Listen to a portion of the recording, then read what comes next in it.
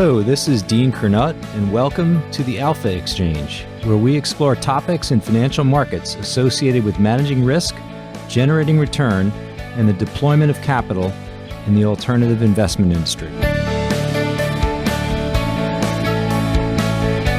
A beaten path refers to a route that is frequently traveled. In markets for years, this path led investors to be long both stocks and bonds in unison under the premise that duration exposure would mitigate losses during a sell-off in risk assets. In 2022, amidst sharply rising inflation, investors learned painful lessons that both stock and bond prices can become highly correlated.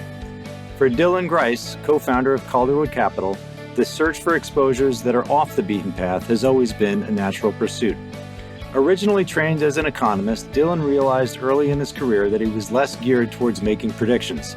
Instead, his focus is on evaluating the price of uncertainty, looking for opportunities to invest with hedge fund managers that emerge when the price of risk is favorable on either the long or short side of the vol ledger.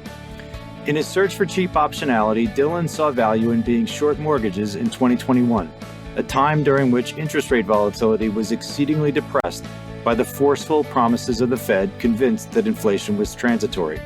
He and team have also found opportunities to be well compensated to absorb risk, typically occurring when a market's capacity to do so has been compromised. Such is the case in the reinsurance market now, where premiums post-Hurricane Ida have increased substantially on the back of huge losses suffered. As catastrophe risk is fundamentally unique relative to market risk, adding exposure here is part of the low correlation set of strategies sought by Calderwood. I hope you enjoyed this episode of the Alpha Exchange, my conversation with Dylan Grice. To learn more about Calderwood Capital, please visit www.calderwoodcapital.com. My guest today on the Alpha Exchange is Dylan Grice. He is the co-founder of Calderwood Capital, a boutique investment management firm that specializes in finding idiosyncratic investment opportunities on behalf of its clients. Dylan, it's great to have you on the podcast today. Thanks very much, Dean. It's great to be here.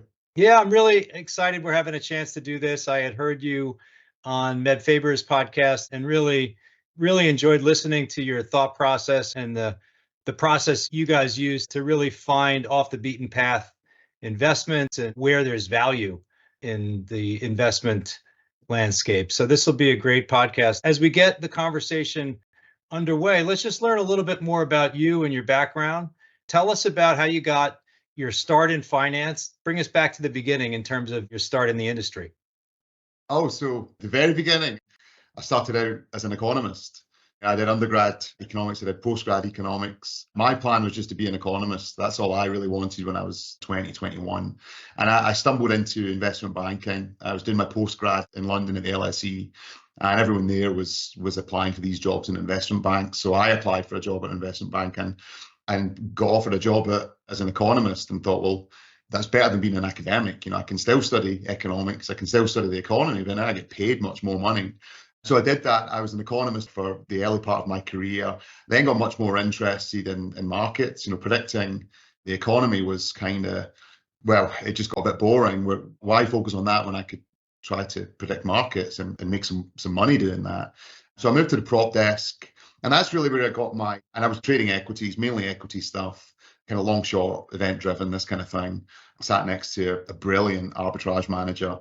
So learned a lot about the psychology of risk taking, and learned it because you experienced it. You can read as many books as you like, but you have to actually do it to really feel what it's like when a trade goes badly wrong, to feel that in the pit of your stomach and not be able to sleep. That type of feeling, I think you have to experience that to understand risk management and risk taking. So that's where I learned about the psychology of risk taking and what it does to you. This kind of idea that volatility kind of makes an idiot of you. Risk and the risk of loss can make you do silly things. So this is all psychologically kind of interesting, and I'm still very interested in that. I moved back to research, to strategy research. After that experience, I was a prop trader for about 4 or 5 years, moved back to strategy research. And I think that's where I kind of processed some of the things I'd learned on the prop desk. I suppose the summary would be that I got very interested in the epistemology of investing. And I think that ultimately investing is really just epistemology. I think people get hung up on what you know versus what you don't know, when the truth is it's more nuanced than that. It's how do you calibrate what you think you know? You know, are you a little bit confident? Are you really confident? But you never really know. Sometimes you absolutely don't know. You can certainly make that judgment. I literally don't know. I might as well toss a coin. But you never 100% know something. There's always something that can catch you. So I said the epistemology was something that I kind of got very interested in and wrote a lot about when I was at SocGen on the strategy side. And then I left and I moved to Switzerland, and I worked for a family office, one of the largest family offices in Europe. And I suppose I put those two things together. I put the psychology of risk taking and I combined that with the epistemology of investing and put those two things together to help establish the liquid investment division of that family office. And so by the time I left there, so now we're up to 2018, I think, 2018, 19. It's kind of time to leave and it's time to set up my own kind of thing. So I did that with Calderwood, with my partner. At the time, just one partner, Rob. We now have another partner, Tim. Great. And so tell us a little bit about the experience of the last 2 decades being in Europe and just watching events materialize that, as you sort of seem to imply, that in markets, you have to, in a lot of ways, expect the unexpected. And in Europe, we've seen prices that, at least as you learned in the economics textbooks in the early part of your career, we certainly thought that interest rates were bounded by zero, right? And that turned out to be, for many years, just wholly untrue. We've seen episodes of volatility that were just shocking in a lot of ways. There's the financial crisis where the VIX gets to 80 and other sort of VIX types of measures reach probably levels that are beyond 80 if you adjust it for the asset class. What are some of the experiences just in your seat leading into the founding of Calderwood that have been formative for you, just in terms of watching market risk materialize, maybe in, just as you referenced, the philosophy where people just thought a certain outcome couldn't materialize but wound up being the case? What are some of the lessons from your experience in the pre-Calderwood period? That's a great question. It's also a big question. I mean, one of the things that I've always been fascinated by is history. I love general history as well as financial history. One of the reasons I love that is because it just teaches you how wild things can get. I know that in America, actually internationally, everyone studies the Great Depression. Everyone studies how that happened. That was a situation where the S&P fell by, I think, 86% over a 3-year period from peak to trough. And then it's followed by the Great Depression, untold of economic damage and pain and distress. And I said, I think this is very, very well studied. And I think that if you want to understand how a system works, you should really study how it behaves when it's malfunctioning. And some of the malfunctions historically are just epic, things that nobody believed were possible beforehand. I think that, as I said, the Great Depression is incredibly well studied. The German experience during the 20s and 30s, I think, is less well studied for kind of interesting reasons. But these guys had hyperinflation, and they, in the 20s, a seizure of power by a vicious and violent regime, the Nazis, in the 30s. Again, this stuff was just off the charts. And said, who would have thought that the civilization that produced Goethe and Schiller could also produce the Nazis? This stuff was, I think, is fundamentally unpredictable. So I think when you read history, you get a sense of some of the epic malfunctions that have happened. Right? So that should prepare you, I think, as an investor. And over the last few years, we've just seen some really, really kind of wild movements. I think the pandemic was kind of, because no one predicted the pandemic, no one saw the pandemic. Certainly no one predicted. Had you been told there would be a pandemic and a global lockdown, et cetera, I don't think anyone had predicted that the markets would be up by 20 or 30% that year, and it would be a breathtaking boom. So I agree with you when you say the one thing markets teach you is to expect the unexpected. But you never do. Doesn't mean you can forecast it. And so I think the biggest lesson for me really was that. And that was when I was on the prop desk and we were sitting around drinking our coffee one Friday morning. And the topic of conversation was the afternoon payroll data. We were in Europe, so the payrolls come out in the afternoon. Obviously, in the States, they come out in the morning. So we were talking about what the payrolls are going to be. And it got quite heated. And I said, look, I don't know what the payrolls is going to be. I have no idea, right? And the guy who was leading the discussion said, look, come on, Dylan, you've got to have a view. And I said, well, I don't. I'm kind of digging my heels in, quite adamant. I have no idea what the payrolls are going to be. And he said, but you're the economist. I mean, you got to have a view. You of all people on the desk should have a view. And I said, look, I really, really don't have a view. I have no idea. What does Bloomberg say the consensus is? That's my guess, right? And he said, Dylan, you're in the wrong job. And a light kind of went on. And I thought, yeah, I'm in the wrong job. This is the wrong place for me. This is the wrong desk. It was this kind of epiphany. So I said, I think your absolute markets certainly teach you to expect the unexpected, but it doesn't mean that they're predictable. And again, there's a nuance to that. But since then, my whole kind of approach has been different, because before then, as I said, I thought that my job as an economist was to predict the economy. My job as an investor, as a prop trader, was to predict markets. And from that moment, everything was inverted. And it was then more interesting. How do you make money in markets given that actually you can't predict them? They're not really predictable. How can you make money? This is a kind of interesting intellectual problem to solve. How can I make money from something that I can't predict? And so that's really been the kind of focus of my work ever since. Well, you mentioned the pandemic, and one of the things I've seen in your work, and we'll talk a little bit about get an update on the cockroach portfolio. But one of the things that occurred during the pandemic was first this liquidation period that occurred in, let's call it mid-March of 2020, where both stock and bond prices were plummeting at the same time. And so the central bank does what really it ought to do, which is be an emergency backstop. And as you said, by the end of the year, the S&P, I believe, is up 16%. And the TLT, let's just use that as a performance of the bond market, that's up 18%. And the correlation between these two assets that have managed to jointly levitate is, I think, on the order of negative 50% on a daily basis. And so it's such a nirvana outcome for the 60-40 portfolio, where they both made money and they're negatively correlated. You just can't get anything better.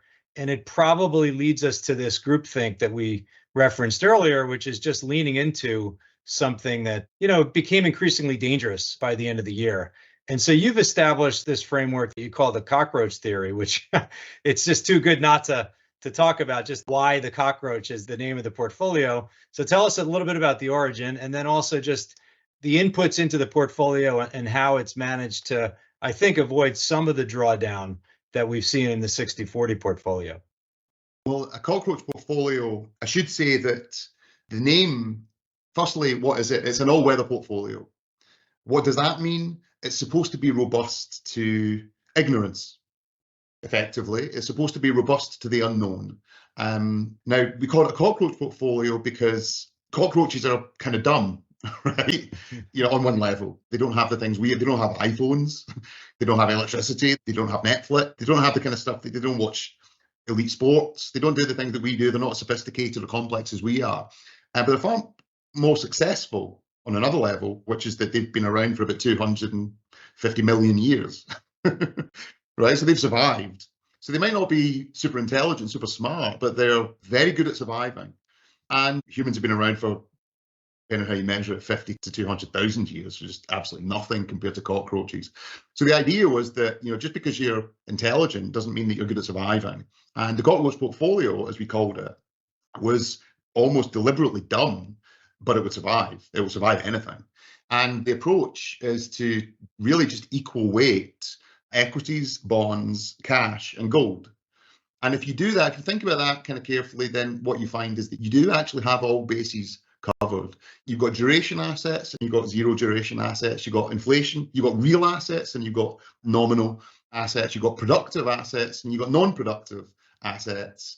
And believe it or not, there are times when non-productive assets do far better than productive ones. Right? When the economy is really, really collapsing, you don't want to be in productive assets. You want to be in non-productive ones. You want to be in stuff like cash and gold. So the cockroach kind of has all of those bases covered.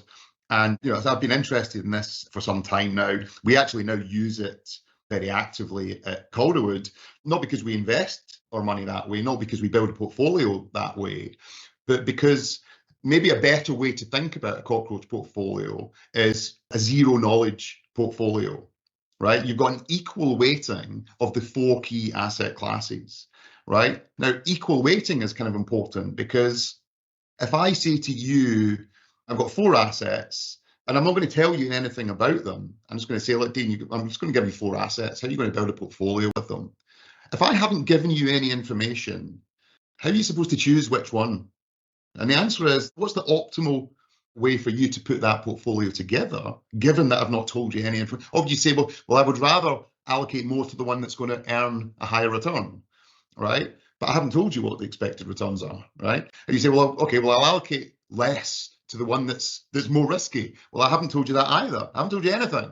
So what do? And actually, the only answer is to, and this is mathematically true as well, is you equally weight them, right? You equally weight those things. So that's actually the correct answer. And of course, that's what a cockroach portfolio is. It's a zero knowledge portfolio. As I said, it was done by design. In the work that we've done, we found that it outperformed 60-40 in really kind of extreme periods of stress, like the Great Depression, like the nuclear attack in Japan.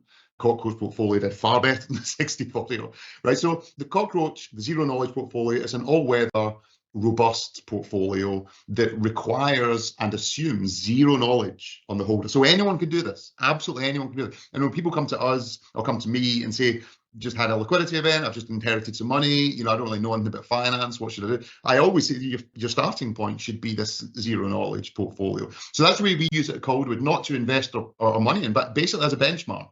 Because at Calderwood, objective is to build an all-weather portfolio. I talked about the epistemology. I talked about that we believe investing is.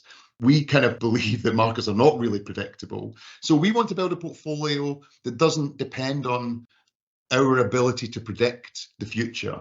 Now, we've all got a story, we've all got a view of what's going to happen, but beware a man with a vision. We try very hard to avoid making those kind of predictions, certainly in the portfolio. A portfolio is designed to do well, regardless of the macro environment, and regardless of what actually happens, and regardless of some of these surprises that just crop up every couple of years. We want to be okay regardless of those things. And now, obviously, we think that we know something.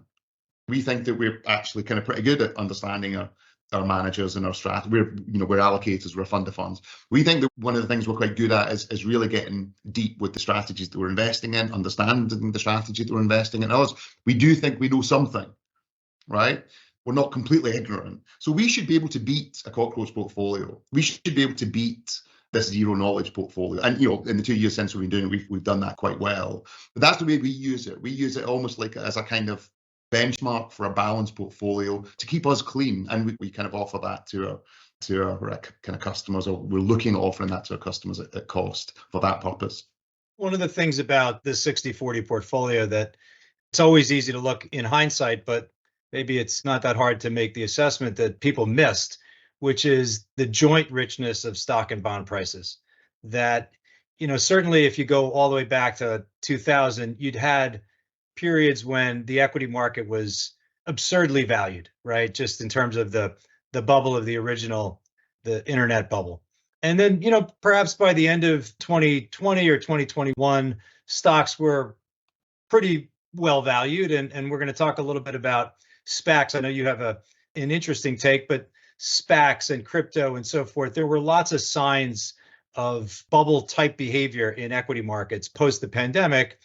And then the bond market at the same time was so richly valued. If you think about inflation maybe as some anti-earnings of the bond market, you had a pretty bad risk reward setup in the risk-free market. And so you had both these things happening at the same time. And I think there was a vulnerability in 60-40 that maybe it's groupthink, maybe it's just the way this institutional portfolio construction just came to be for so many. And I'd love for you to just talk about how you looked at things coming into 2022 and just what were the types of investments that you guys were trying to find on behalf of your clients. I know you guys do a lot of work on trying to find low correlation. So what were the vulnerabilities like at the end of 2021 and what was your research process pointing you to just in terms of finding opportunity? Well, by the end of 2021, we were starting to get a little bit nervous that inflation was not actually going to be transitory and that there were going to be problems in the bond market. But again, as I said, we don't build a portfolio on that. It's not like we go out and take a big bet on that, right? So in a sense, we were kind of prepared for it because we originally set up Calderwood to prepare for that type of eventuality. The reason we set up Calderwood, frankly, was because we couldn't find anywhere that was going to manage. My partner and I were in a fortunate position. We were actually kind of looking for someone else to manage our own. I suppose we were managing our own money, but looking to outsource that. And we couldn't get comfortable with the way other people were offering to manage our money. And effectively, that's because with a few bells and whistles, everyone does try and put you into a 60-40. And we didn't like the risk reward of a 60-40. Interest rates at zero, you don't need a crystal ball to know that that's just a bad bet. Right? The very best you're going to do is zero. I mean, it was pretty kind of basic arithmetic. So on one level, the end of 2021 wasn't so different from 2017 or 2018. But one thing that we noticed going into that episode was that there was obviously the froth and the speculation that you talked about, the kind of idiot ideas doing really, really well, which is always a kind of bad sign. But we also noticed that the tails, if you like, in inverted commas, the tails in the market was giving away tails for free, effectively. And you could see that not so much in equity markets. On the contrary, equity markets were very, very different. Equity volatility was very different. Skew was, I think, at a record high. So everyone was buying puts in the end, which is why puts didn't do so well, I think, in 2022. Actually, they did disastrously. But in credit markets, you could see very, very clearly that there was just this very, very deep complacency. You could see in things like mortgage agency bonds trading effectively inside US Treasuries, right? Now, mortgage agency bonds are negatively convex, and for that, you normally get a premium. The premium was negative, right? So you could get positive convexity for free and be paid to do it. We saw things like that in the mortgage market. Again, there was a narrative about why it was actually different this time, as there always is, but basically the maths just didn't really add up. We saw something similar in some of the credit markets. Some of the kind of cash derivative bases were just very, very tight. So we could see that, I think, in a very real market pricing sense, that there was just a huge amount of complacency. So yeah, we certainly started to grow far more nervous at the end of 2021. So what I see in your thought process and in your work is a focus not on predicting, but on trying to evaluate risk reward. And oftentimes that seems to lead you into evaluation of options. You mentioned, for example, this vast underperformance of hedging strategies. We could start with US and the S&P 500. And, kind of goes back to this Warren Buffett saying, price is what you pay, value is what you get. Right. You made the point that skew was extremely high going into 2022. And I see that in other areas of your research as well. You're focused on reinsurance and opportunities there, perhaps seemingly risky, but you get paid risk premium, a healthy amount of risk premium in order to absorb it. So I want to talk about some of your specific ideas, but maybe just first, love to hear the framework that you and your team use to think about optionality. Is there a process that is kind of repeatable across asset classes? And then, where is it that you get led to a specific opportunity that gets you interested and you start to take a closer look? Talk to us just a little bit about the trade construction process that you guys use. We are a fund of funds, so we allocate to managers. So we typically allocate to managers who are doing these types of things. We don't do insurance trades ourselves. We don't buy the insurance and securities ourselves. We will allocate to a manager who does that. And of course, when you're allocating to hedge funds, which is what we do, and we allocate to open-ended hedge funds. So we don't do closed-end, we don't do private equity or venture or any of that kind of stuff. We wouldn't particularly want to anyway, but we don't for liquidity reasons. But when you allocate to a hedge fund, you will frequently, it depends on the strategy, but you will frequently be looking to lock your money up for somewhere between 3 to 12 months. So you can't make really quick allocation decisions. You keep a portion of your portfolio liquid so that you can be opportunistic, but there's a big chunk of your portfolio that can't be super nimble, right? So again, just to be clear, so it's not us who are putting on the mortgage trade or the credit convexity trades or the options trade. This is just what we're seeing in our conversations and our constant kind of dialogue with managers. But as I said, we can move reasonably quickly. We can be kind of nimble and we do have a liquid part of the portfolio. How do you evaluate an opportunity set? I think that, as I said, I don't think that markets are predictable, right? In that sense, it's very difficult to predict an event, but that doesn't stop you from doing a stress test, right? So you can say, well, here's a good example today. What do you think inflation is going to be over the next, 30 years? I kind of don't really know. I actually suspect it's going to be higher, but again, for all sorts of reasons, right? It's probably going to be higher than it's been over the last 20 years. That would be my kind of guess, roughly. And then you look at, 30-year inflation break-evens, which are something like, say, 2.2%. The average inflation over the last 10, I think last 20 years has been about 2.5, 2.6. So the break-even market is telling you that, and the inflation swaps market is telling you that inflation is going to be lower over the next, actually quite meaningfully lower on average, 40 basis points per year. And so that accumulates into quite a big number.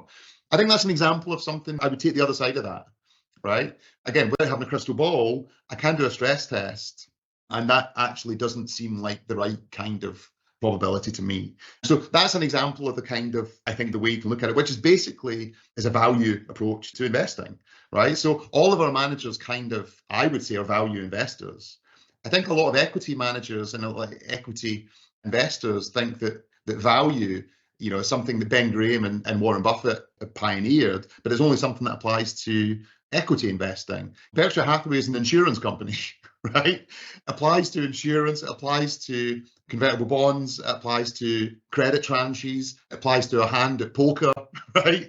It's not just an equity thing. And I think that all of our managers are good value investors, and I like to think that that's what we are too. So that's kind of roughly that's how we try to approach the opportunity set.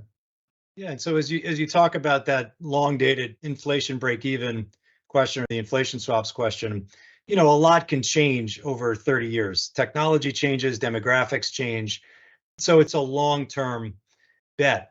There are certain short-term bets where a market just may be dislocated for one reason or another. Maybe it's just the risk-bearing capacity of the market has been compromised. And that's one where I'd love for you to share your work, your investments and managers that focus on the reinsurance market. And you've done some writing just on the setup for this trade, why you think you're being more than adequately paid from a risk premium standpoint for it. So walk us through that more short-dated opportunistic trade you see in reinsurance. So maybe that's where I should have started. I think that when you're kind of looking for an opportunity, the best place you can find good risk reward is when a market is distressed. It's as simple as that. And so we talked about the SPAC market's hugely distressed right now. Reinsurance, why is that distressed? We just had the biggest insurable event ever in Florida last September, right? There's just no capital in the space. So, it's that simple. You're looking at premiums that we probably haven't seen in 15 years in the reinsurance space. And that's not just because of an aversion. It's not because people don't want to. It's not because necessarily people are scared to invest. It's because they can't, right? The capital's now trapped. How much are people going to be on the hook for the hurricane? Well, we don't really know, because it usually takes a year or two or three to come up with an answer. In the meantime, that capital's trapped, so there just isn't the capital. You've also had an additional problem. Insurance companies, most of them have a large chunk of their portfolio in government bonds.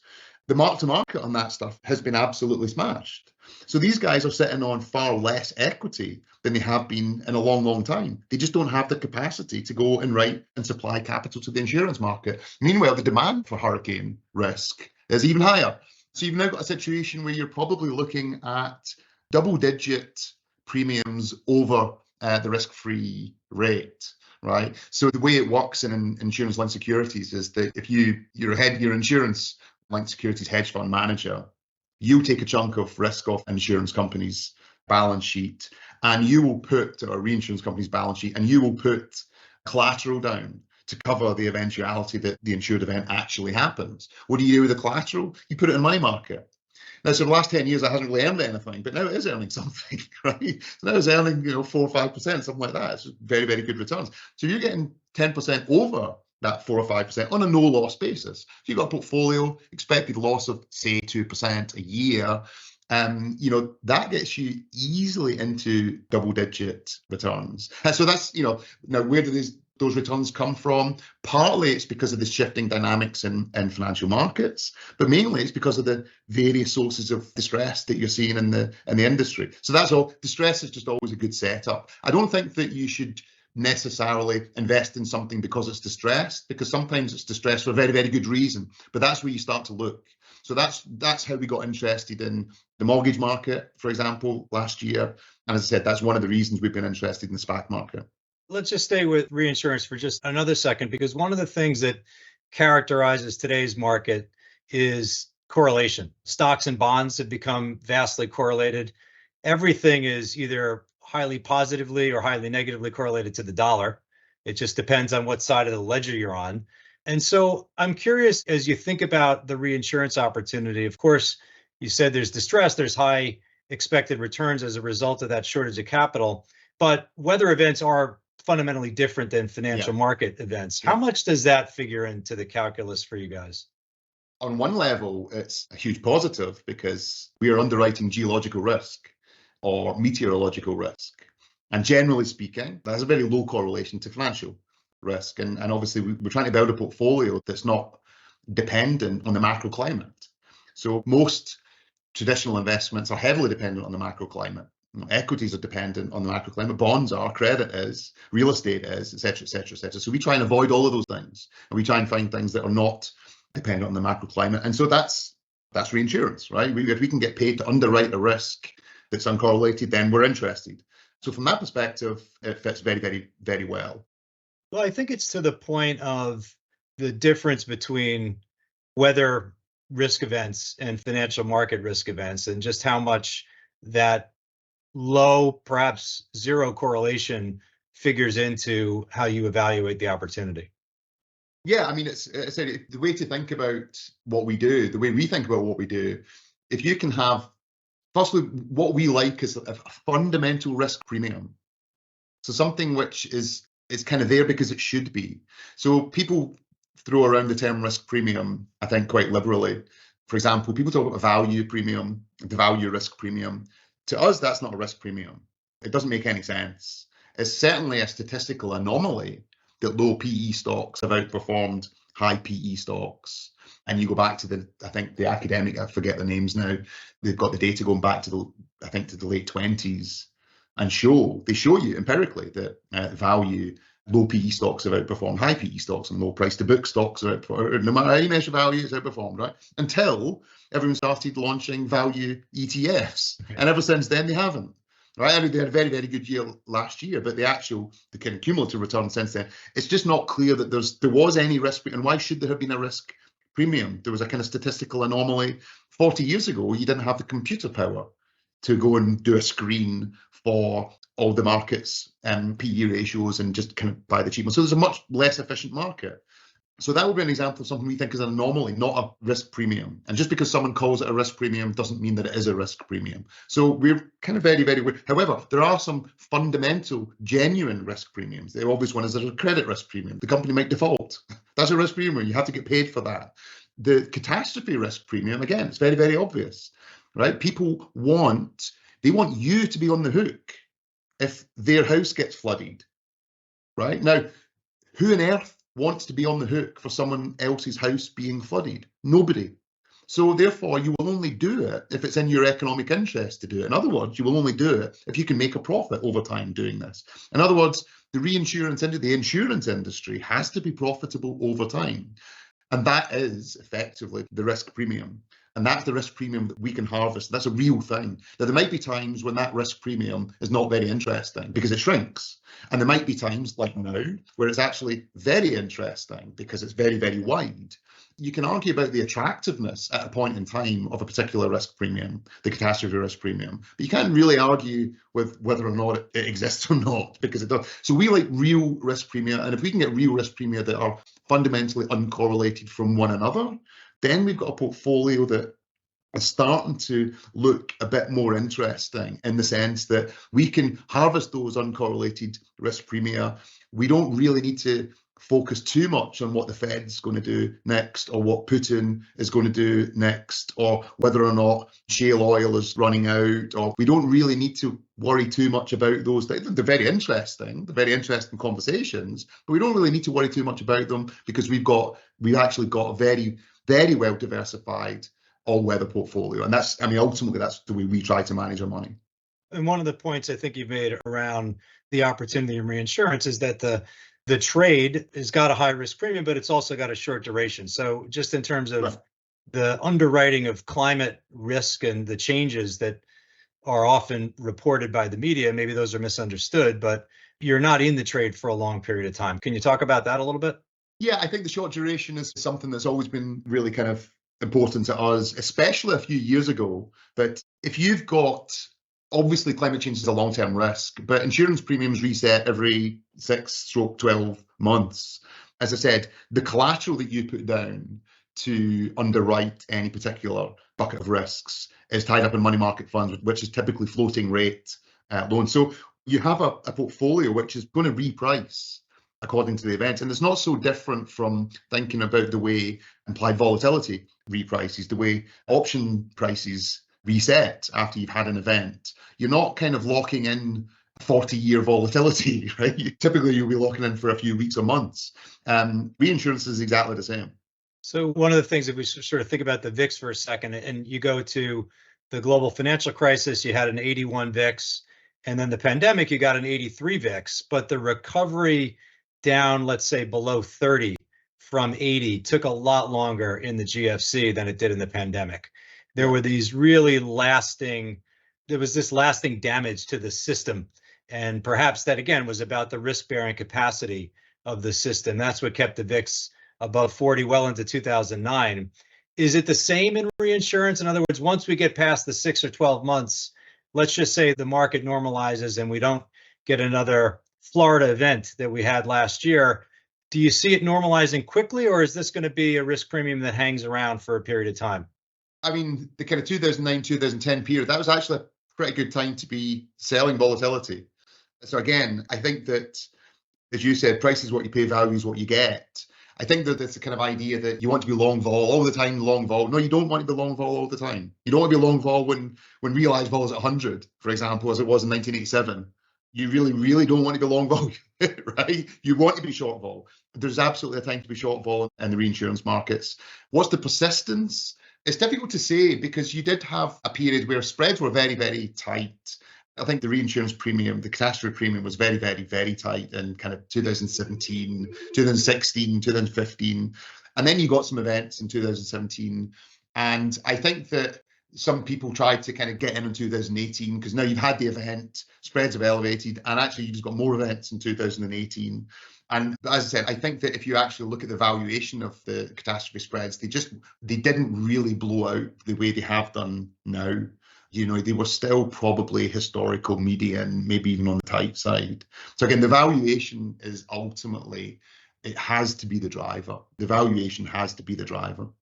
Well, let's finish our conversation with some of your work on SPACs, and you're thinking about it from an optionality standpoint as well. So stuff is off the lows, but I'd be curious, just give us your framing of how you think about the SPAC opportunity, which I think is a little bit more from an optionality standpoint versus just being long.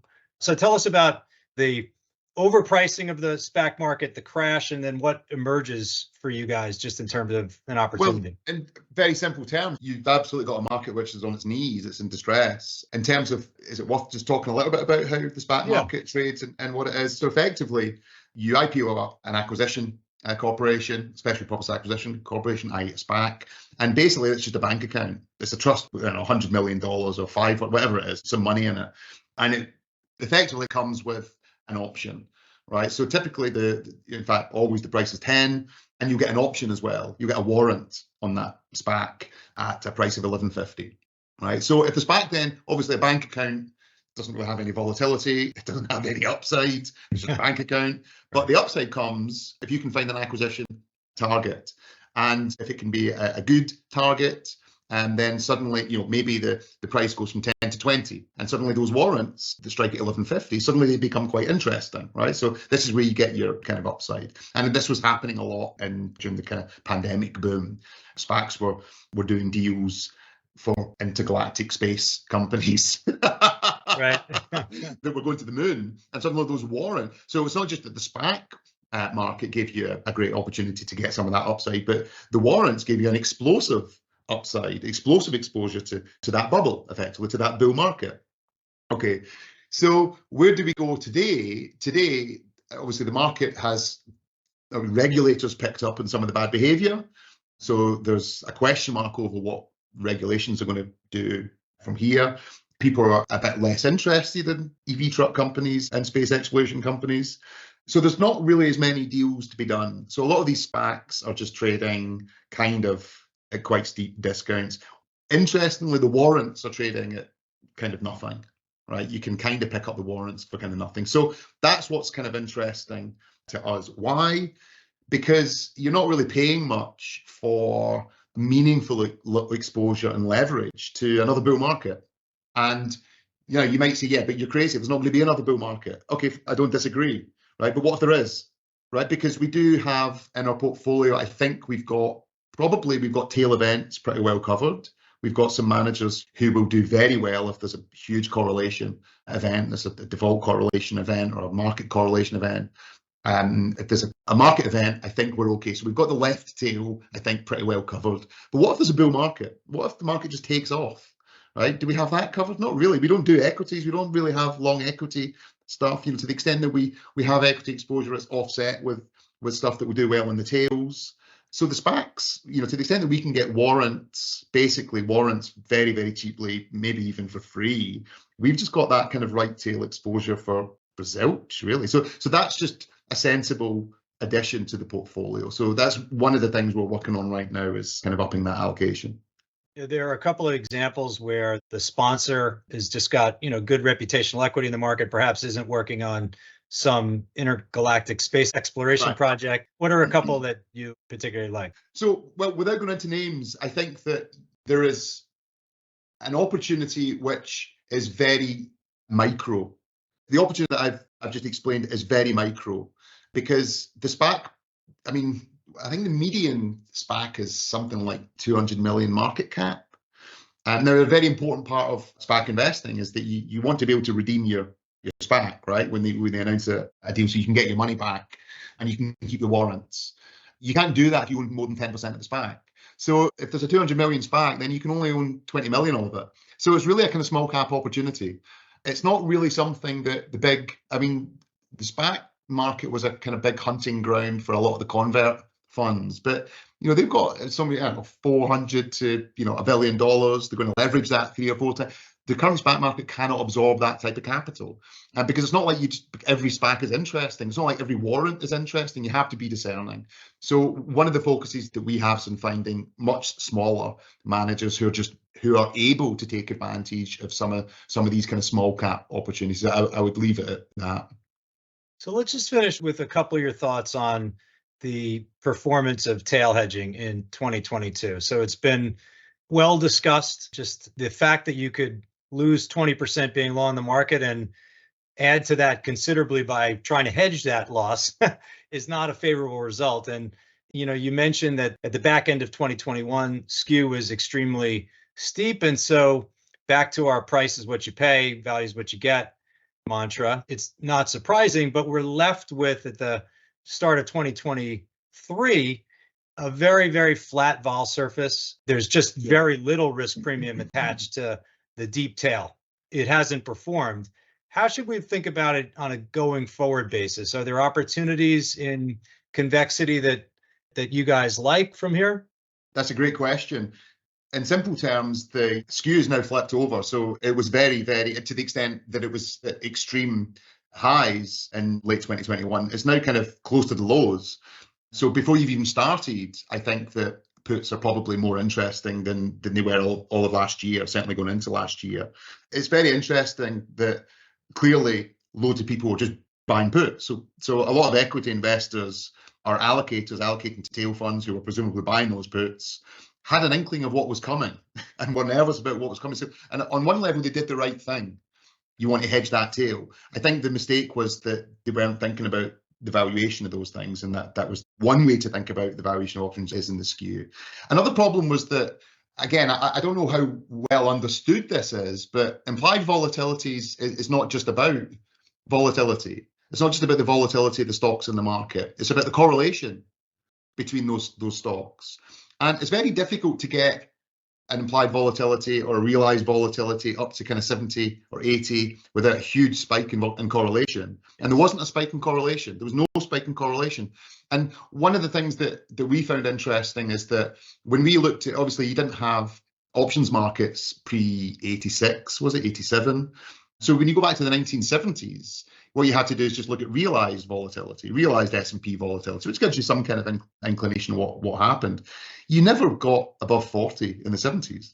It's really interesting. Why? Because you didn't get the correlation events. Why didn't you get the correlation events? Because you really had some inflation shocks. And the inflation shocks are actually really, really good for some sectors. They were great for resource companies. They were great for gold miners, great for energy companies. And it felt a little bit like that last year. Something else that happened during the dot-com bubble and bust, again, VIX didn't go particularly high. I don't think it went much above 40, if it even went above 40. Realized didn't go above 40. And again, you had a very uneven effect because when the dot-com bubble was inflating, it was sucking capital away from the old economy stuff. So when the dot-com stuff was going up, the old economy stuff was going down. And then when the bubble busts, the kind of new economy stuff collapsed and the old economy stuff went up, or the value stuff. So again, you had low correlation. It was not like everyone was going down. But then when you go to 2008, you get a banking collapse, a liquidity event. Everyone's affected by a liquidity event. So correlation goes up, and therefore this is when you get VIX at 80 and above. During the pandemic, obviously, a pandemic affects everyone. The lockdown affects everyone. This is a hugely correlating event. So we get a massive spike in volatility because we've got a massive spike in correlation. So it feels as though people were kind of looking in the rearview mirror, saying, well, every time something bad happens, VIX goes to 80. And if you actually go back 100 years, looking at, because you can go back 100 years and look at realized volatility in the S&P with daily data, the VIX going above 40 is unusual. Right? It doesn't actually happen that much. For all the kind of financial events and financial collapses, only a subset of those see high correlation and therefore high VIX. So I think that it wasn't just that volatility was kind of expensive in 2021. The nature of the shock that we saw in 2022 was actually more redistributive rather than correlative. So where does that leave us today? I think it's difficult to see where the correlation comes from. Again, difficult to see doesn't mean that you can't see it. There's kind of plausible ways it can happen. But I think that the banking system is basically okay. Certainly the large banks are okay. Maybe some of the smaller ones are not great, but it's difficult to see a systemic banking problem. And I think that in the absence of that, you're probably looking at a continuation of this kind of uneven effect. So without any kind of spike in correlation, I think that you're probably not going to get a spike in VIX. One of the things that we have seen is that a lot of the credit stuff that was really interesting because it was very, very tight. A lot of the tails were tight, the convexity. Ways to get convexity was cheap. It's not really the case right now. In fact, as I said earlier, sometimes you want to be long vol. And some of the kind of credit stuff that I have in mind is you want to own that risk rather than be short it. Well, you've given us a ton to think about. I also know you got a hard stop here, so we ran a tiny bit over. But Dylan, it's been great to have you as a guest on our podcast. Our listeners will really enjoy your thought process, especially around this notion of finding low to zero correlation type of opportunities is a critical undertaking at this point. So thanks for offering your time and insights. No problem, Dean. No problem at all. It was a pleasure. Thanks for having me on. You've been listening to the Alpha Exchange. If you've enjoyed the show, please do tell a friend. And before we leave, I wanted to invite you to drop us some feedback, as we aim to utilize these conversations to contribute to the investment community's understanding of risk.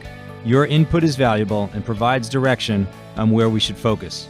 Please email us at feedback@alphaexchangepodcast.com.